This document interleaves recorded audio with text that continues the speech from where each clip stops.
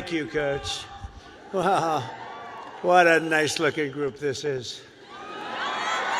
What a beautiful group of people. And especially a very big hello to the University of Alabama. Congratulations to the class of 2025. Roll Tide. Roll Tide.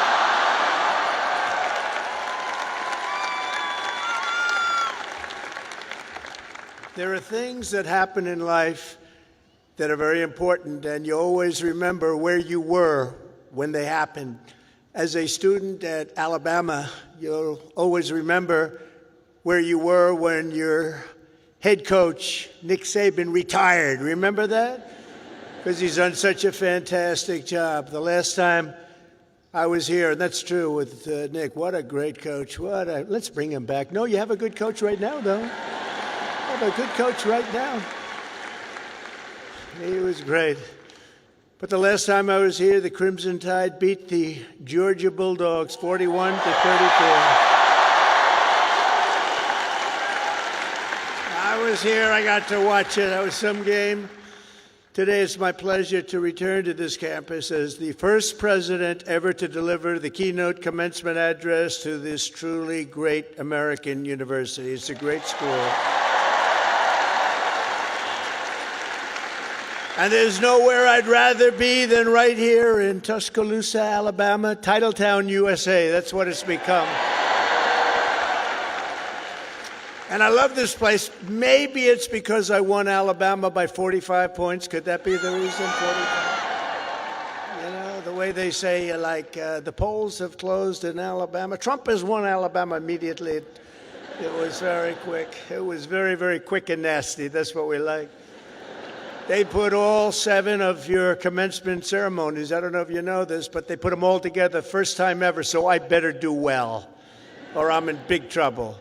But I want to thank President Bell for his 10 years of distinguished service, highly respected gentleman, but 10 years of service to this great university, overseeing the education of 100,000 proud Alabama graduates. That's something to have on your record.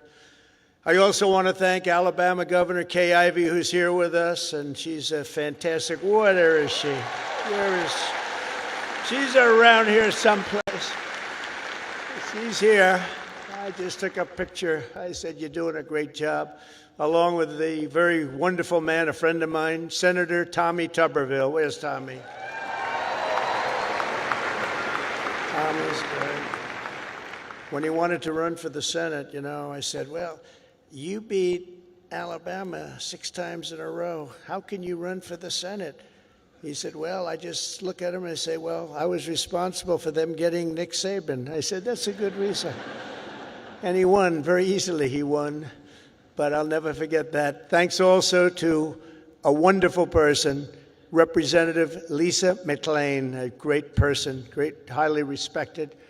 Gary Palmer, Robert Adderholt, Dale Strong, Ronnie Jackson, Ralph Norman, along with Lieutenant Governor Will Ainsworth, Alabama Attorney General Steve Marshall, Alabama Secretary of State Wes Allen, great people, Alabama Senate President Pro Tem Garland Gudger, Chancellor Sid Trant, and members of the University of Alabama Board of Trustees. But most importantly, and they would agree with this, let's give a big round of applause to your incredible parents, grandparents, and family members.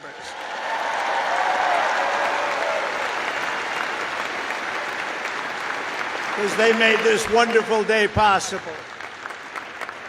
Oh, you're great. Without them, it doesn't happen. Without them, you probably aren't here, and you wouldn't have that big, beautiful smile on your faces.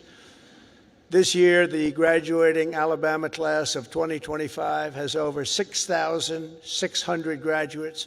You're the largest class in school history. Among your ranks are among the 800 first-generation college students and nearly 3,000 students from right here in the great state of Alabama. Amazing. And this class also includes many Rhodes Scholars, Goldwater Scholars, 213 Merit Scholars, and over 1,500 students graduating with red caps. You know what that signifies? 4.0 GPA. That's a lot of students. That's a lot of students.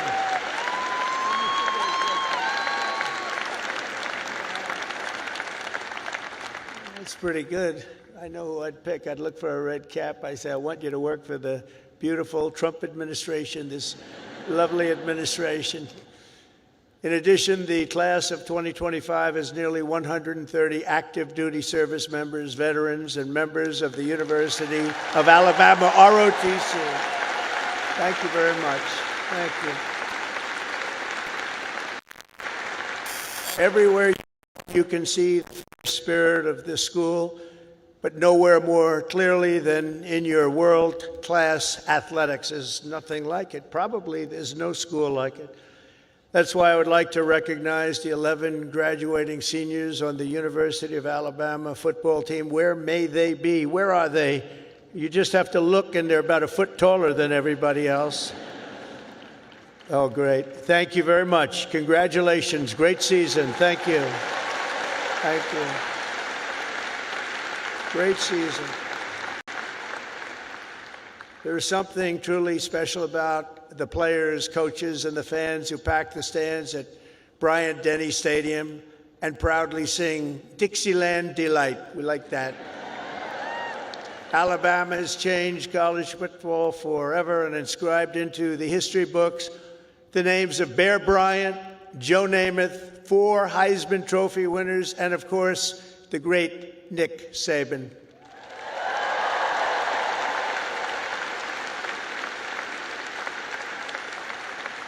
This place is truly where legends are made. It really is. It's a special place. When your president called, we talked about it. It took me about 2 seconds to say, I'll go. I wasn't looking to do it, and we are busy. You know, we're winning a lot of battles right now. We love winning, don't we? Love winning. We're winning a lot of battles. But I wanted to do this. For the University of Alabama, good isn't good enough, tough isn't tough enough, and great isn't great enough. The Crimson Tide does not rest, does not quit, and does not stop winning until it's all time. You know, it's all time. You're always winning, and you're going to keep winning. That's why the University of Alabama football team has won more games in the last decade than any college football team in America. That's not bad.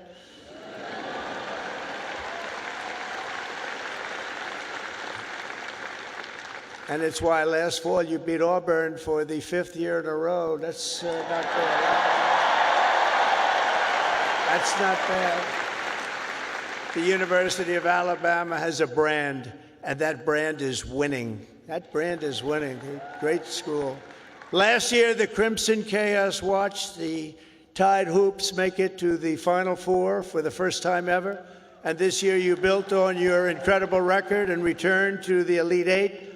So not only is Alabama a great football school, it's now one of the nation's best basketball schools, and congratulations.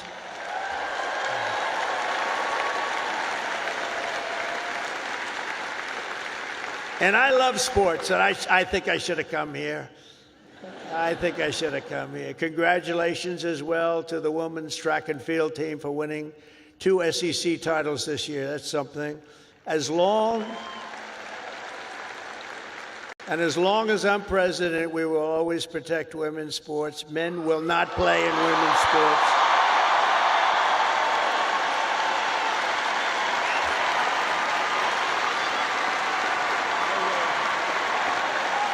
No way. They say that's an 80-20 issue. No, it's a 97-3 issue, I think. No, men will not be playing in women's sports. I said that, and I classified it with a very powerful executive order. As you know, it's done. The class of 2025 was the first to enter the halls of this university in the aftermath of COVID-19. Following a difficult senior year of high school, many of you came here to Tuscaloosa from around the country, and for the very first time, you experienced something called freedom. You had freedom. So let's give a big round of applause to the leaders of this state who chose liberty over lockdowns. They did a good job.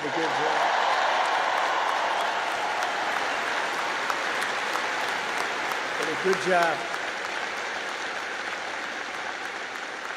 As you know, there are few campuses in the world more beautiful than this one, and there are few memories sweeter than the ones you have formed really at this capstone and at the capstone. You'll miss the beautiful sounds of Denny chimes, the excitement of lining the Walk of Champions, the Saturday tailgates at the Quad. As you graduate, it's natural to reflect on 4 years of happy memories, and you've really had happy memories here. You've done a lot of winning. Winning is a good thing to do. But today I'm also asking you to look forward to really something very, very bright and more promising, and it's going to be an even more promising tomorrow, I promise you that. You're the first graduating class of the golden age of America. We're in the golden age. You watch. This is the golden age.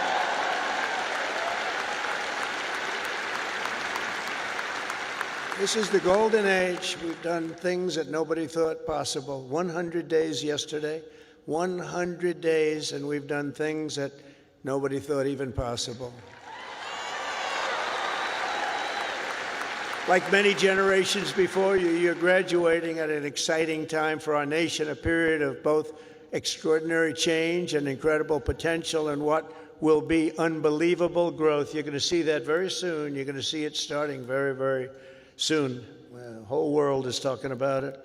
Our country has always been defined by its ability to reform and reinvent itself, to meet the challenges of the next era. The last 4 years were not good for our country, but don't let that scare you. It was an aberration. We're run by people who truly, at that time, 4 years, we were run by people that didn't have a clue. They didn't have a clue. I'm trying to be nice when I say it that way. They allowed our beautiful USA to be laughed at, scorned, and taken advantage of by everybody. We were ripped off on trade by nations all over the world, both friend and foe, and oftentimes a friend was far worse on trade than the foe. But those days are over. You're at the start of something very, very big. You're going to see that very soon. Now, exactly 250 years after the first patriots stood and fought at Lexington and Concord, we're in the midst of another kind of revolution, a revolution of winning and a revolution of common sense. Common sense.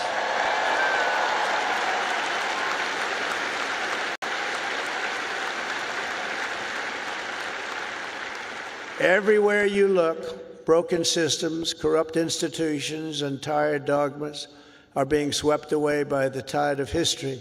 Ancient wisdom is being rediscovered, and the best and strongest traits of America are coming back for all to see, bigger, better, and greater than ever. Coming back, and they're coming back fast. The spirit of our age is one of boldness, vigor, ambition, and adventure. And it's exciting to be you and young.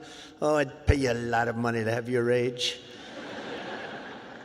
You have a great future. The people have rejected the voices of a failed establishment. You saw that in the election. We've turned the page on endless wars, crippling debt, open borders, ruinous inflation, and the lack of respect for our country and for its leaders. But we're turning that all around, and we're turning it around very fast. We will very quickly make America great again.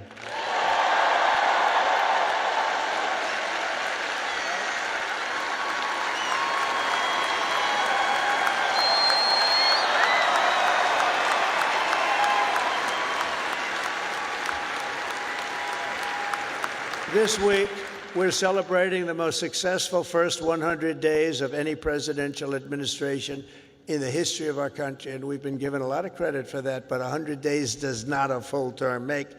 But we're going to do even better as we move along. In a matter of weeks, we've achieved the lowest number of illegal border crossings ever recorded.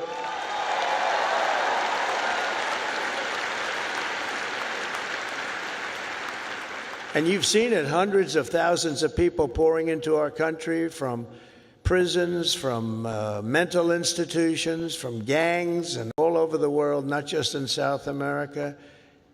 You'd see hundreds of thousands of people pour across in one day. You know what we had just recently? Three.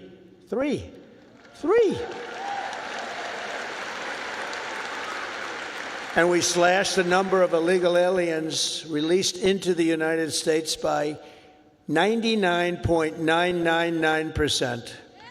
And you know, if that number is wrong, the fake news, which is all over the place today, is going to be correcting me before I get to the next sentence. Now, 99.999%, how about that? Nobody thought that was possible. They said you needed legislation. No, you just needed a new president. That's what you needed.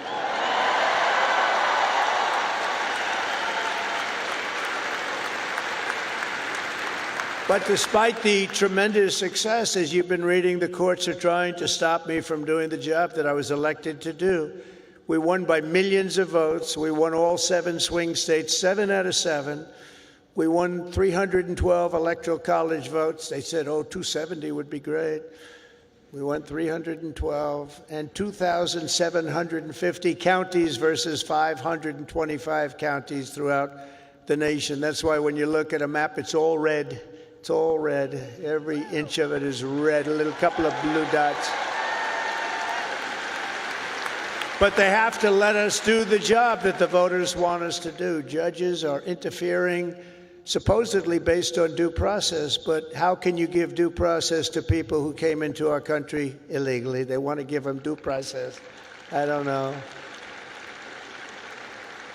We've created 350,000 new jobs and brought core inflation down to its lowest level in many, many years. Energy is down. Look at your cost of energy, way down. Groceries are down. Even eggs are down. Remember I came in? Remember I was here a week and they started screaming at me, the fake news. Egg prices have doubled. I said, they just got here. I've been here for 4 days. I said, tell me about egg prices. They've doubled. Well, they didn't double under me. I just got there and we did a great job. We brought down the cost of eggs. In fact, they said you won't have eggs for Easter. They wanted to we have a big Easter egg hunt at the White House. You saw it just take place. And they thought we should order thousands of plastic eggs. Plastic. I said, no, we'll do it. And we straightened out the egg situation very quickly. Our great Secretary of Agriculture did a fantastic job. And we had so many eggs, we didn't know what the hell to do with them. And prices of eggs have gone down 87% since I took office. That's something, right? But the price of food has gone down, and mortgage rates are down, and gasoline prices just hit $1.88 a gallon in 3 states. Can you believe it? It was at $3.50.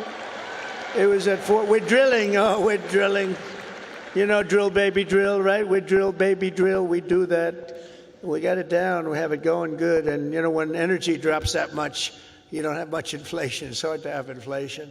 It was just announced that in the first quarter, investments in the United States are up 22%, that we're leading the whole world in investment. Everybody's pouring into our country with big dollars. And it's all about November 5th, the November 5th election, and tariffs and incentives that we've given that are going to make this country so much richer. We have $36 trillion in debt. That's going to start to come off. It's going to come off rapidly, but we'll be over $8 trillion in investment, with Apple and others investing $500 billion each. We've never had a period of time in 2 months, because we're here for 3 months, a little bit more, but give me a break for the first month. You know, had to get a little acclimated, had to see where the enemy lies, because they're already looking to impeach Trump. You know, these crazy people. Let's impeach him. For what? We don't know exactly, but we'll try it. These people are crazy. So we had to, get our bearings for the first couple of weeks. So in 2 months, we had over $8 trillion, think of it, committed. Nobody's ever seen anything like it. There's never been anything like it in any country at any time, and it's all because they want to avoid the tariffs. We want to get here fast. And I said, a number of times, tariff is the most beautiful word in the world, and I got absolutely decimated by the fake news. They said, what about love? What about your wife? What about your parents? What about religion and God? So I said, all right, it's the 5th nicest word I've ever seen. And since I've done that, I've been in good shape. Nobody's bothered me. They've been very nice. So it's the fifth most beautiful word I've ever heard. But it's making us very rich, and you'll be seeing the results pretty soon, sooner than most people think, because that's what other countries have been doing to us, just so you understand. They were tariffing the hell out of us. We couldn't sell cars in Europe. We couldn't sell cars in China. We couldn't sell cars in Japan or anywhere else. We couldn't do anything. And all we're doing is we're doing it to them, but we're doing it much better. And the U.S. military is suddenly seeing its best recruiting numbers ever. We've never had numbers like that.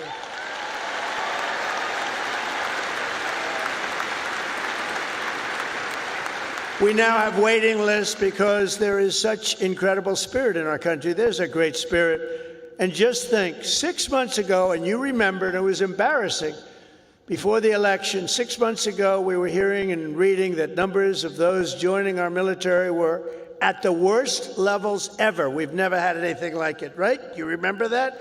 And now they're at the best levels ever. We have waiting lists to get into the military. We couldn't fill the positions, and that included in our police forces, our fire departments. We love our fire departments also. We can never forget our fire departments. But our police forces were begging for help. And now they're brimming over with people and applicants, and they're getting great ones. It's amazing what's taken place, and that's really the spirit. Each of the graduates in this arena will soon have the chance to help lead this project of national renewal. And that's what it is. It's a national renewal. We suffered so badly for 4 years. We had one of the greatest economies. We actually had the greatest economy in the history of our country during the first term of Trump. And then we got hit hard with inflation during the Biden economy. It was horrible. We were hit so hard. The worst probably ever. They say 48 years. We'll accept that. But I would say ever. You'll embrace this moment, and you'll step forward with strength and grit, faith and patriotism to put America on a new trajectory for your children. And then you'll take your place among the greatest generations in the history of our country. I think you have a chance to be the greatest generation in the history of our country because we're turning it around, and you happen to be available. You're available.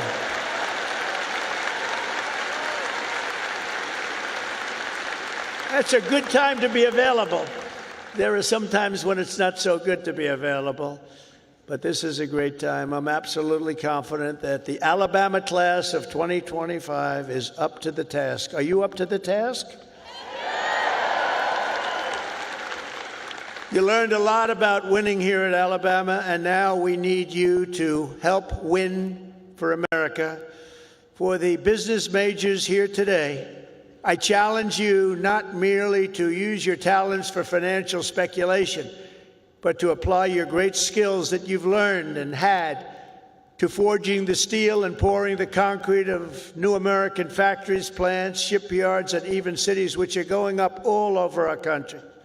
Don't just build a strong portfolio, build a very, very strong America, and you're going to do that.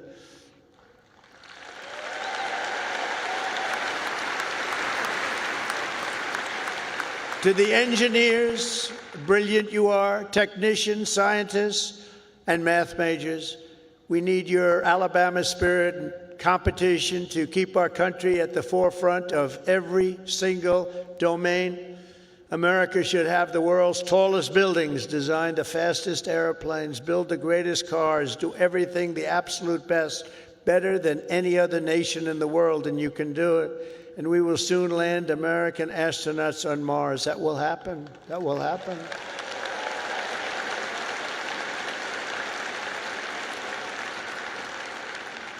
In every field you have studied, there are problems to be solved and breakthroughs to be made. To the journalism majors, of which I've had a lot of problems with. So I must be honest. I'm not sure I like them. No, I do. But you're really leading a very thing because we need a great and free press. We need a brilliant press. They're like a watchkeeper. They're very important, and you can go out and take it down a new track, help save the country. So important.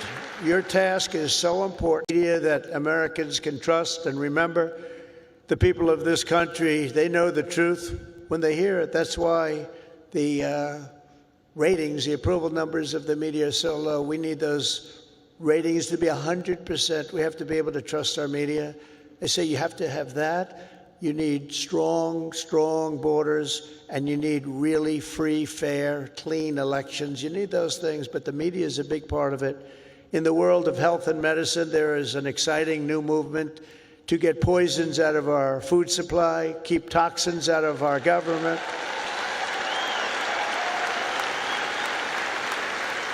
Clean out our environment and make America healthy again. And I think Bobby's going to do a great job, don't you? I think so. I think he's the guy we needed. And in government, it is the task of your generation to replace bureaucracy, graft, and waste with a new system that defends American freedom.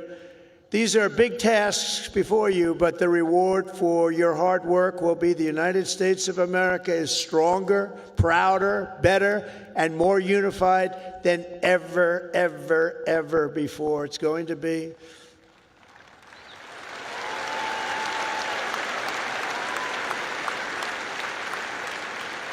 As you embark on this great adventure, let me share some of the biggest lessons I've learned from a lifetime spent building dreams and beating the odds. I beat a lot of odds, a lot of odds. A lot of people said, I don't know, but it worked out okay. Where are we? Oh, gee, I'm president. How did that happen?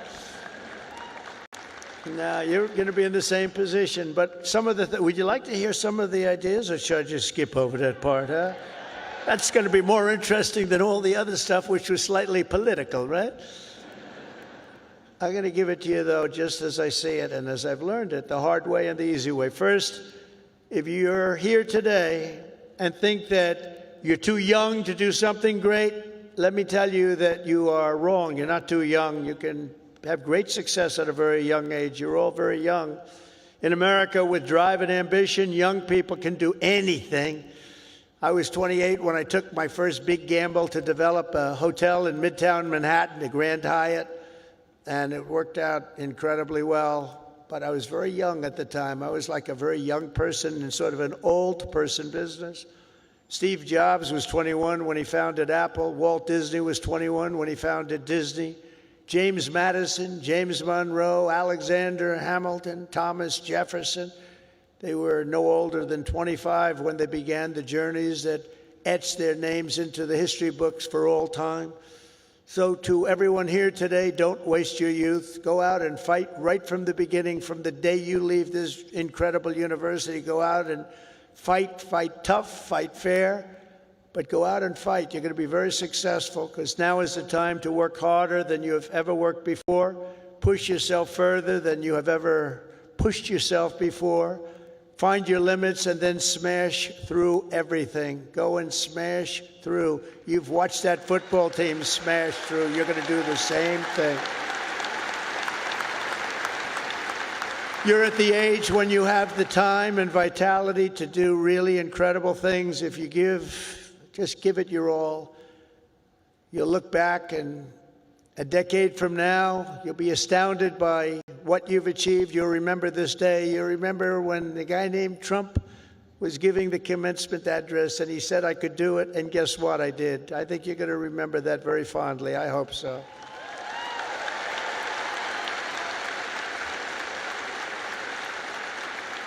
Second of all, and very importantly, you have to love what you do, okay? You have to. I rarely see somebody that's successful that doesn't love what he or she does. That's way you really like. Work isn't work. It's fun. I find it fun. I work all the time, and I find it fun. If I didn't find it fun, I wouldn't be successful, whether it was real estate or in showbiz. I had a lot of different careers, but I loved real estate so much, and I was very successful at real estate because I loved it. I learned a lot from my father because I watched him work. He worked he was a workaholic. He loved to work. He's a good man. He was a tough guy, tough as hell, actually. Now that I think back, I don't know if you could even get away with that nowadays. He was tough, but he was a good man, I'll tell you. And he worked 7 days a week. He worked Saturdays, Sundays, it didn't matter. And I learned by watching him, he loved his life. He loved what he was doing. He had a great long-term marriage, a long, many years. He beat me on that one. No, mine are very successful, but they haven't lasted quite as long. It was close to 70 years. That was a long time. I said, Pop, you beat me on that one. But you know what I learned from him? That he loved life, and all he did was work. I see people that don't work hard, and they're miserable. So go out and find. But he loved what he was doing, and you have to find something that you love, and you have to follow your own instincts. Listen to your parents. They're very wise, but you have to follow your instincts and your heart, your soul, and you want to be the very best you can be. Treat every day like a home game against Auburn. Fight like hell and enjoy doing it. And your coach can tell you all about that. Third thing is to think big. You know, you're going to do something, you might as well think big, because it's just as tough. You can think small. I know a lot of people, they thought small. They're very smart. I know others that weren't nearly as smart, but they had a better picture of the big picture, because it's just as hard to solve a small problem as a big problem, and it's just as much energy and everything else, except the result is going to be a smaller one. So love what you do, but think big if it's possible. Now, if it's not possible, that's okay too. You do something, you have to do something that you love. You will have all the same headaches and challenges, all the same delays and setbacks, so you might as well do something that's just amazing. America doesn't aim small, Alabama doesn't aim small, and neither do you. So think big when possible, think big. Fourth is work hard. Work hard. Never, ever stop. An example is a great athlete, actually, Gary Player, golfer, great golfer. He wasn't as big as other men. He was actually on the small side. Don't tell him that. Friend of mine, don't tell him that, because he doesn't understand that. But he worked very hard. He made up for it. He never stopped. He won 168 golf tournaments. Think of that, 100. I said, Gary, you're winning like every weekend. Do you ever choke or anything? I don't know what choke means. And he made a statement years ago that I read, and I thought it was sort of an incredible statement. He said, it's funny, the harder I work, the luckier I get, right? Think of that. The harder I work, the luckier I get. So you really have to work hard, and you're going to be successful because you have the talent. To get into this school is not easy. To get through it is even more difficult. You have a lot of talent. Fifth is don't lose your momentum. You just want to keep it going, and you have to know if you are losing it. You have to know when you're losing it, so maybe you stop, and maybe it's time to stop. Listen to the feedback, think through your plan very carefully, and keep moving fast. The word momentum is very important. I mean, I'll just tell you a little story about a great real estate developer named William Levitt. He built Levittown. Some of you might live in a Levittown. He was the biggest developer in the whole country in the 1940s and so. And he built these jobs. He started with one house, then 2 houses, then 20 houses, then thousands and thousands of houses. And a company, Gulf and Western, came along and they said, we're going to make you an offer to buy your company. And they offered him a lot of money, more money than he ever thought he could make. And he retired, lost his momentum. He retired, and he led a beautiful life. He had a wife, I must tell you, it was his second wife. It was a trophy wife, what can I say? I don't like telling you everything, but we're all friends, right? Can we talk? We're all friends. He had a trophy wife. And he lived a different life. He moved to the south of France, but he it was a life of tremendous luxury. He had so many millions of dollars. He was given a fortune for the company. And 10 years went by, and then 15 years went by, and he got a call from this big conglomerate, Gulf and Western, and they said, we're not doing well with the purchase, because he used to pick up every nail, every piece of sawdust, every piece of wood, every chip, everything, and he'd sell it. He'd make a couple of bucks. Everything was perfect. They can't do that. You know, these big companies, they don't do that. You see it a lot when an entrepreneur sells to a big company and then he ends up buying the company back for peanuts later on. Happens a lot. But he was the best at what he did. But 15 years went by and he was so excited, and they sold him back his company. And he started, and he was going to tear apart the world because he got bored with a life of luxury. And he started building and building and building, and the markets turned on him, and he went bad. He lost everything, and he went bankrupt, absolutely bankrupt. And it was a sad story to read. It was such an amazing story because he was so rich, but he paid them, and he bought it for the right price, bought it low, but he went wild. But he lost his momentum. He wasn't good at it anymore. And he was at a party on Fifth Avenue, I'll never forget. And it was a party of a very, very powerful man who was having the party in a magnificent apartment overlooking the park. And I walked in, and there were 50 or so people. I recognized most of them, all the biggest business people in the world, actually. Very glamorous. I was doing well. I was young, and I was doing well. And I was invited to parties like that. And I looked in the corner, and there was Mr. William Levitt sitting all by himself on a chair, looking very glum. Nobody was talking to him, because you'll find that when you're not successful, you lose a lot of friends. It's not a good situation. But there was nobody talking to him, but I wanted to talk to him because I was in the real estate business, and he was, and most of these people were in different businesses. And I went over and talked to him, and I said, "How are you, Mr. Levitt?" He goes, "Donald?" He knew who I was. "Not well. I'm not well." I said, "So can you come back?" He said, "No, son, I lost my momentum. I shouldn't have done it. I lost my momentum." And I never forgot that expression. He lost his momentum. If he would have kept going, instead of selling and relaxing and going into a different life, he probably would have been 3 times bigger than he was, but he lost his momentum. And you have to know when it's your time. I mean, there'll be a time when you do lose. You see it with fighters. You see it with a lot of people. They have a great record, and they retire, and then 4 years later they say, "I'm going back. I can beat that guy," and they get knocked to hell.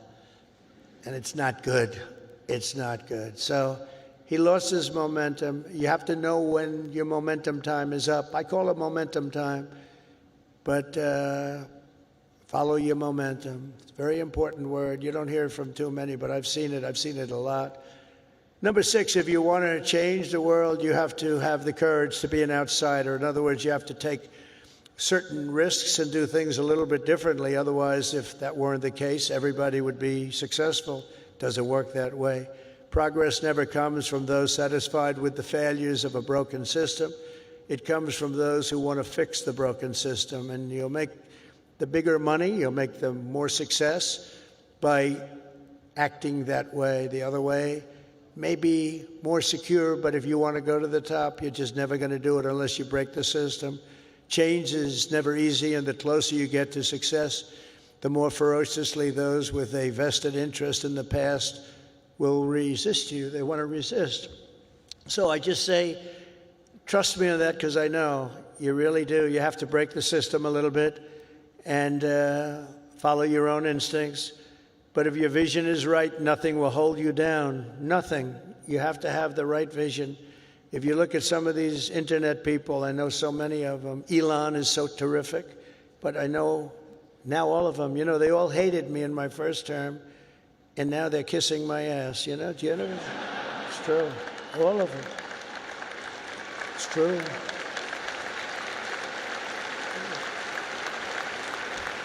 It's amazing. It's nicer this way.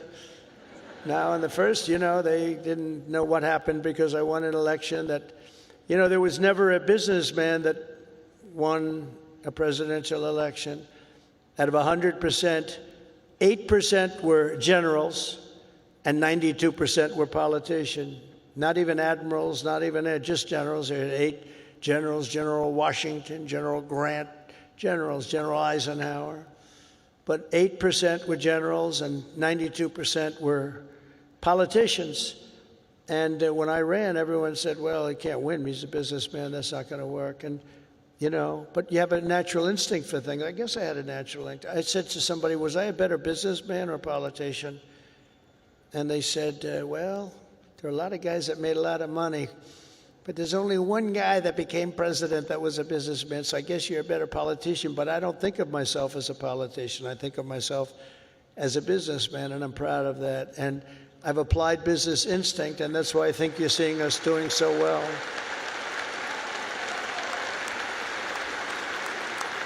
So number 7 is to trust your instincts, common sense. You can go very far in life with common sense. And I applied that to politics because some of these things, like they had open borders.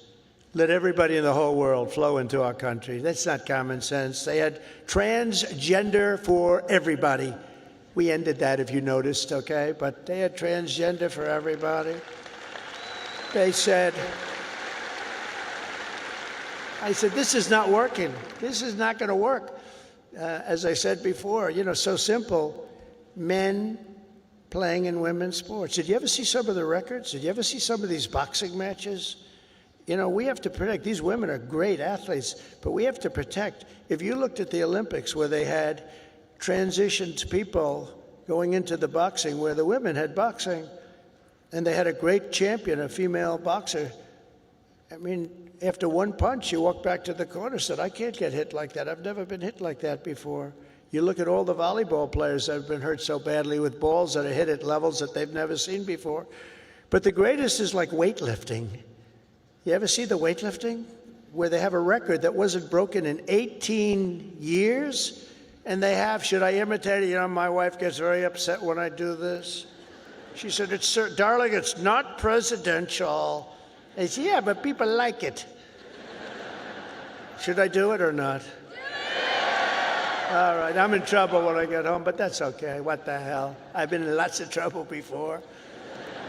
But no, you look at the weightlifting where 18 years it stands, and they have this young woman, and her parents are right where you are in the front row, and they're so proud of her, and it's like 209 pounds, and she's going to lift that. The record stood for 18, think of it, 18 years, and they put 1/8 of an ounce here, and 1/8 of an ounce here, little bit, and she's going to do it. Mom, I love you. I'm going to do it for you, Mom. And she goes, and she lifts, and she gets it, and Mom, I'm going to do it, Mom. Can't do it. And then a guy comes along, or a gal, or whatever. A transitioned person comes along. And he was a failed weightlifter as a man, but he comes along, 206 pounds. They put the little thing on, and he goes, boom, boom. And breaks the record like by 119 pounds. That's not right. The other one is the swimming. You've heard me talk about it. Great swimmers, and they rose to the top. Women swimmers, and they grew up together. And they're Olympic-class swimmers, and they're qualifying for some big tournament. And now the race is getting ready to start, the big race, and one young lady, she was going to set the record. She fought all her life to set the record. She has to win it by 1/9 of a second. Think of that, 1/9. I don't like those odds, 1/9 of a second, right? But she looks to the left and she sees all the friends that she grew up with down in California, from all over the country. They're all the best swimmers.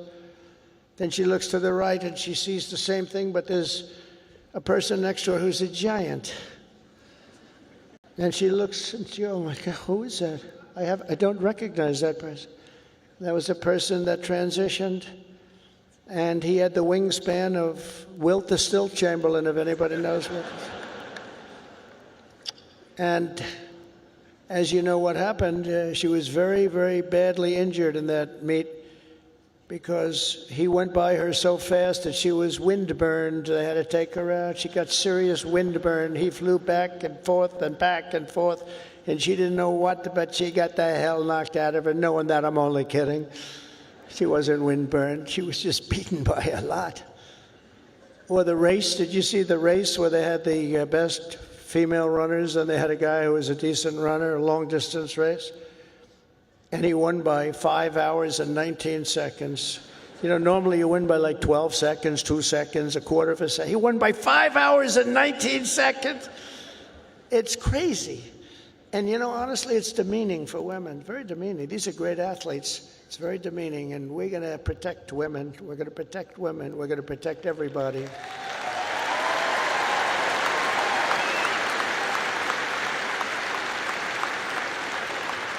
So now that I'm in trouble with my wife, I'm going to blame the University of Alabama for asking me to go through with that stuff. But it's pretty descriptive, isn't it, really? It helps when you know that borders are not racist, speech is not violence, America is good, terrorists are bad, men can never become women, police are not criminals, and criminals are not victims. Eighth, everybody should believe. Thank you. Thank you very much. Everybody should believe in the American dream. It's real, it's there, and it's right before you. We're coming back to the American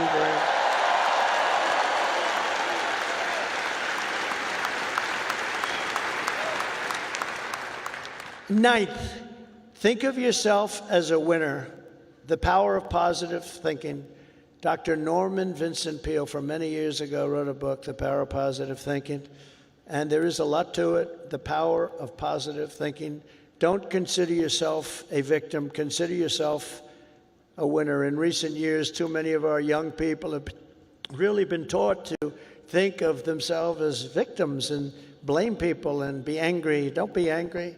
But in America, we reject that idea that anyone is born a victim. Our heroes are the ones who take charge of their own destiny, make their own luck, and determine their own fate despite the odds, despite all odds. That's what happens. They're given a little chance in many cases, very little chance of success, and they become the most successful people in the world. Whether you were born rich or poor, black or white, male or female in America, anyone can be a winner. And our whole country will be cheering you on, and I'll be at the front of the line cheering you on, especially because you come from this incredible university.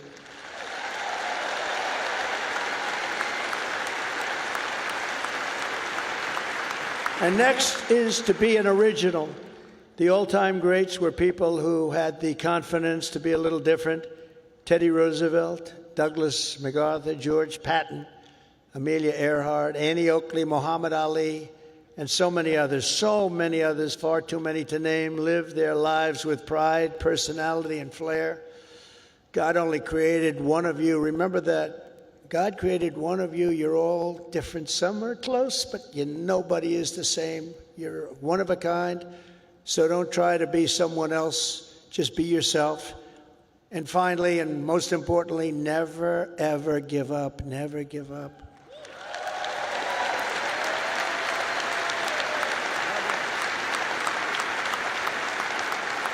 Never give up. And I've learned anything in life, and it's so true. One of the most important things you can learn, if you just went a little bit longer, if you just held out a little bit longer, you would have been successful. Well, the stories of that are legend. But I've learned that perseverance is everything. So whatever happens, no matter where you are in life, stay optimistic and just keep pushing forward. Just don't stop. Never, ever give up. Victory is right around the corner. I've watched Coach Saban win games that really were virtually over. You've seen it. You've been in the stands. He won a couple of games. I said, Coach, you got lucky as hell. He said, I didn't get lucky. I'm a talented guy.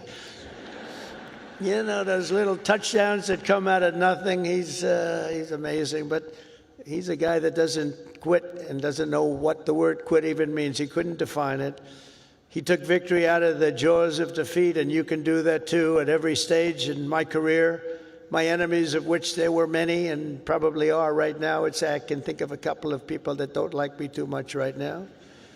But they said that they have to do everything they can to keep me from winning, to keep me from making it. And I'm representing you, so I have to make it. I have big shoulders, but these are big shoulders. I have to win for you. I'm not winning for myself. I'm winning for you. Do you remember when they said that Donald Trump will never become president of the United States? Remember Barack Hussein Obama said that? Barack Hussein Obama. Donald Trump will never be president. Like 50 other politicians said that. Where are they now? Oh, let me see. Oh, there they are. Where are they now? But here I am standing before you as the 45th and 47th president.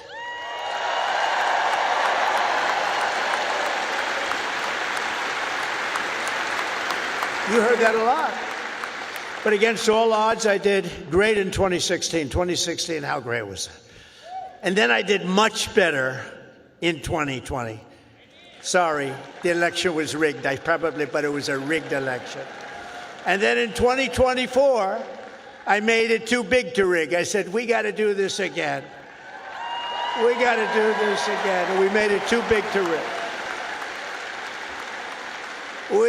We made it. That was a great expression. I said, you got to go and vote. Even though I was leading big in the polls, I said, it doesn't matter. You got to make it too big to rig. And they did. They went out and they voted and voted and voted. And we won the whole thing. And it was so good. And it's such a great mandate for our country. That's the important thing. So never let anyone tell you that something is impossible. Ever, ever, ever. In America, the impossible is what we all do best. There is nothing you cannot do if you are willing to fight for it. You got to fight, fight, fight. Oh, I've heard that expression.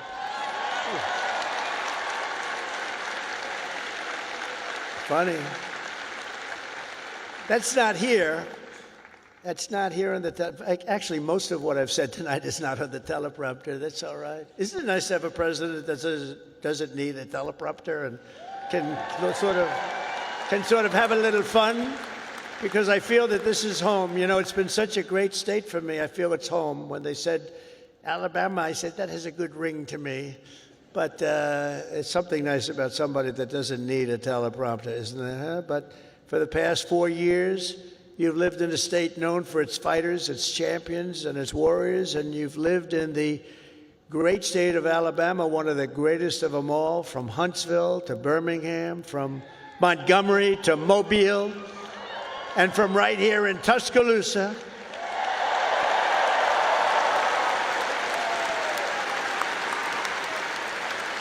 To the gleaming shores of the Gulf of America.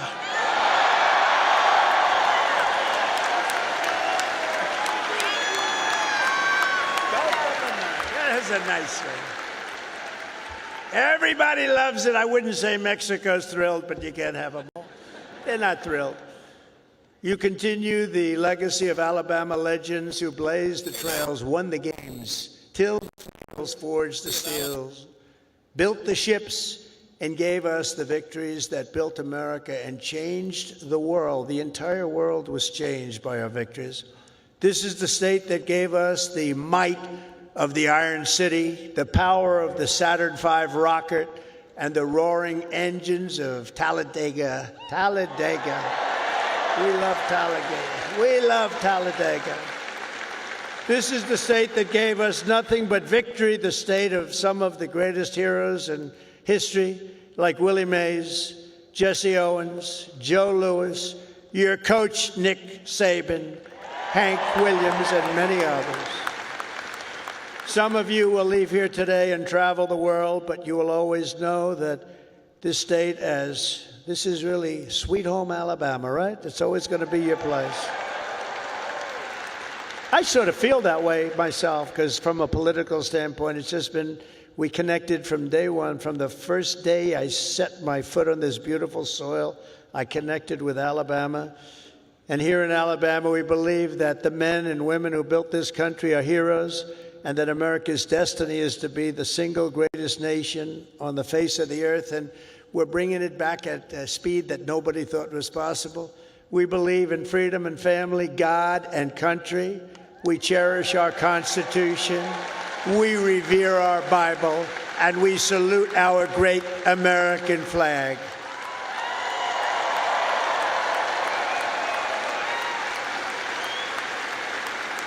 We honor our police.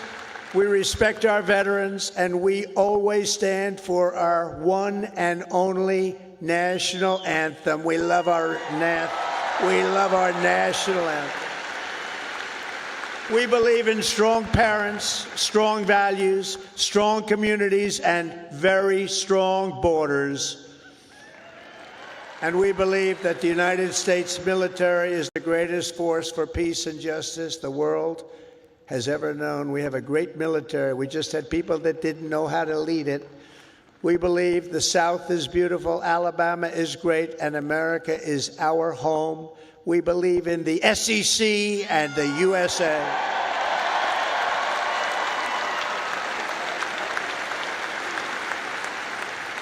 Graduates of the Alabama class of 2025 standing here before you in this magnificent arena, it is clear to see the next chapter of the American story will not be written by the Harvard Crimson. It will be written by you, the Crimson Tide. True.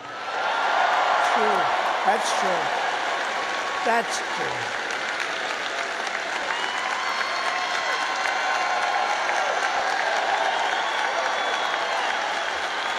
That's true. I thought that was rather clever. If you look at what's going on, they get their $5 billion a year. That is not going to be so forthcoming. Now, wasn't that a clever one, though? Huh? Who would think of that? Because this is Alabama, and at Alabama, you fight, fight, fight, and you win, win, win. That's what you know how to do. Congratulations to you all. Congratulations to this great class of champions. God bless you, and God bless America. Thank you all very much. Thank you.